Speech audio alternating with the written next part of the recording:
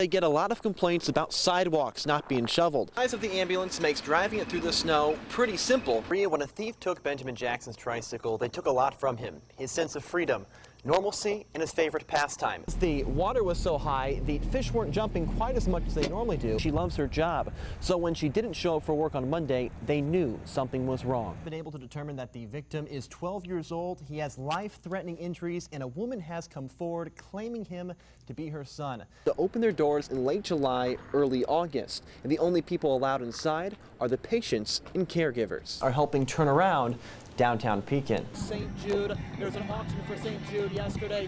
What's it like contributing to a festival that does contribute to a great cause?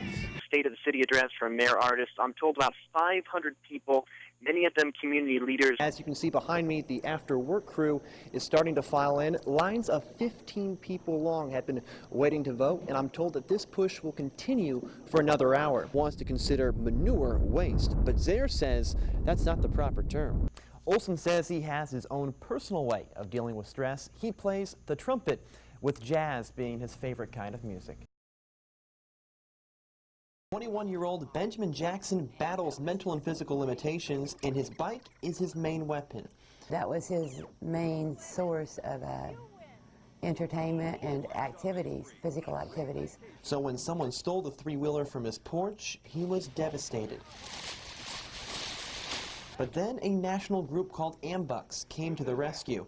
Anytime we can provide a kid with a bicycle, it's a great thing that they can have, because we feel every child should have a bike that they can ride. He hadn't seen it, and yeah, I think he was very, very happy. Call it an early Christmas present. Let's come up just a little bit, right there. Custom fit to meet Ben's needs. Our bikes are customized for every child with the different adaptations, the accessories. They're fitted to the child. All our bikes are recommended by a therapist to the child. And thanks to Ambucks, Ben is out and riding again. He's one of thousands of people with disabilities the group gives wheels to every year.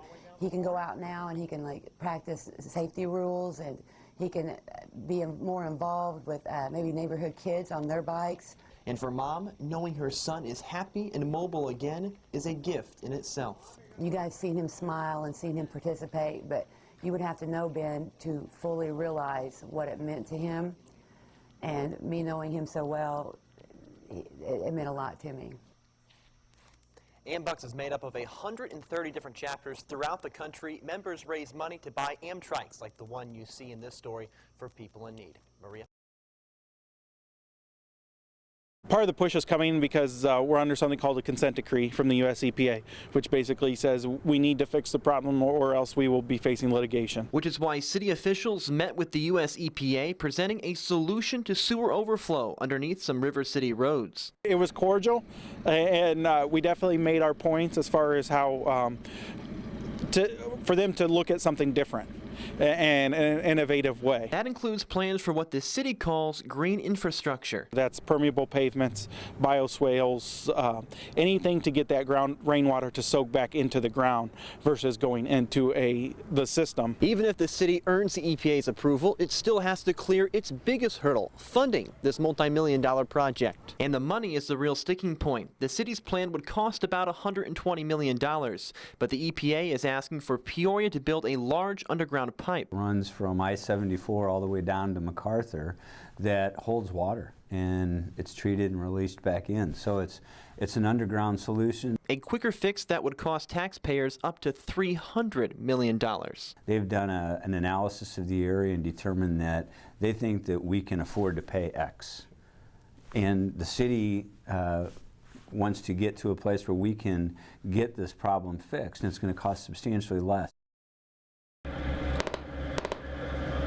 The situation is tense as emergency responders approach a hijacked barge.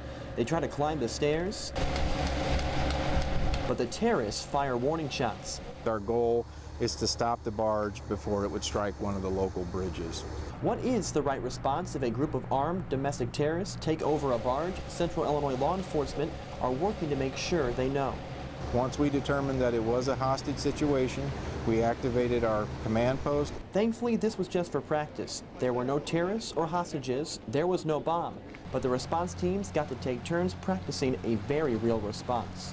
The big benefit of doing a regional exercise is we take all our local EMS, police, fire, SWAT teams, and we put them together so that these guys who maybe don't operate together on a day-to-day basis get a chance to work in the field. Erin Morey is one of those benefiting from the drill. As part of East Peoria's emergency dispatch team, she stayed cool under pressure and reached out to response units when the hijack occurred.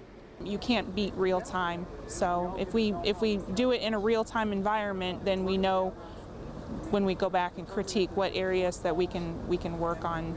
Morey says the team performed pretty well when the terrorists first infiltrated the boat. We did a really good job planning. I think that we've realized we need some equipment issues, stuff that would help us here on scene. But for the most part, we've done a real good job planning stuff. And determining problems is a victory in itself. This is the time to identify any glitches, any shortfalls, any needs for additional exercising and stuff like that. On the Illinois River, Ryan Piers, WMBD 31 News.